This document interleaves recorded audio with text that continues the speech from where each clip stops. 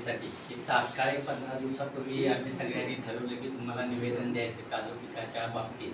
तुम्ही तात्काळवरती संवाद साधतो म्हणाला आणि संवाद साधू पुन्हा एकदा ही बैठक लावली की आपल्या सगळ्या शेतकऱ्यांच्या वतीने मी तुमचा आभार मानतो. खरं तर जे उद्देश घेऊन आम्ही या ठिकाणी आलेलो आहे काल वाढीव झालं त्याची शुभेच्छा आमच्या वतीने. ते आहे शेवट आणलाय मी सगळे ते.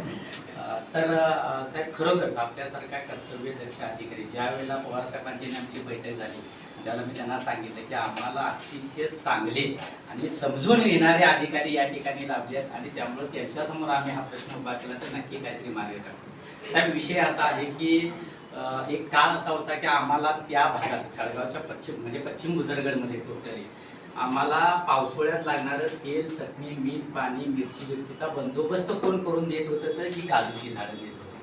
पर्यायानं एक तुम्ही बघितलं की उसामध्ये गट आला जसं साहेबांनी सांगितलं त्यामुळे एक हात तुटला आमचा तिथं दुसरा हात होता काजूची बाग आणि त्यातनं सुद्धा ते उत्पन्न घडलं. त्यामुळं मेटाकुटीला आलेला शेतकरी आज खरंच चटणीच्या बाजारातनं आमच्या माता भगिनी ज्या वेळेला त्या मिरची बाजारात फिरत्यात त्याला मोकळी हातातनं पिशवी घेऊन फिरत्यात कारण त्यांना माहीत होतं ही पिशवी भरण्यासाठी मी जे काजू गोळा करून म्हणजे बी गोळा करून आणत होतो ती इथं कळगाव किंवा गारगोटीच्या बाजारात ती विकत होतो आणि त्याच्या बदल्यात तीच पिशवी मिरचीची भरून घेऊन गावाकडे जाऊन चटणी तयार करत होतो. पण आज परिस्थिती बदललेली आहे. लहरी वातावरण आणि या सगळ्या गोष्टी नुसतं आम्हाला हे म्हणजे नुकसान भरपाई तुम्ही द्यावीच लागेल आणि तशी द्याल अशी आम्ही अपेक्षा करतो. पण याच्यावर पर्याय म्हणून पुढं का की नेमका हा मोर गळतो कशाने कारण मग असं मी साहेबांना बोलता बोलता एक प्रश्न केला. सुरुवातीच्या काळात आम्हाला मोर इतका सुंदर दिसला की आम्हाला वाटलं आता खरोखरच यावेळेला आम्हाला पीक चांगलं मिळेल. दरम्यानच्या 15-20 दिवसाच्या टप्प्यात तो पूर्ण मोर गळाला आणि त्याच्यावरती असं प्रभावी काय करता येईल किंवा ते संशोधन देऊन त्याच्यातनं मार्ग काय पुढच्या वेळेला काढता येईल हे सुद्धा आपण कृषी अधिकाऱ्यांनी आम्हाला या ठिकाणी सांगावं.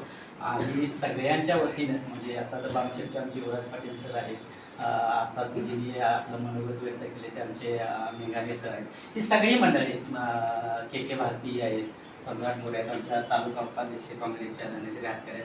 या सगळ्यांचं एकच म्हणणं आहे की यावेळेला तुमच्या माध्यमातून या बुदरगड आजरा आणि गडिंग्लजच्या आणि चंदगडच्या शेतकऱ्यांना एक वेगळा न्याय मिळेल अशी अपेक्षा आम्हाला वाटते ती आपण पूर्ण करायला अशी आशा व्यक्त करतो. आणि आम्हाला वेळ दिल्याबद्दल आपल्या सर्वांचं मनापासून आभार करतो. आणि पवार साहेब म्हणाले तसं आपल्याला वाढदिवसाच्या शुभेच्छा हा कार्यक्रम साठा की आम्ही सगळ्यांच्या वतीने देतो. धन्यवाद. आभार.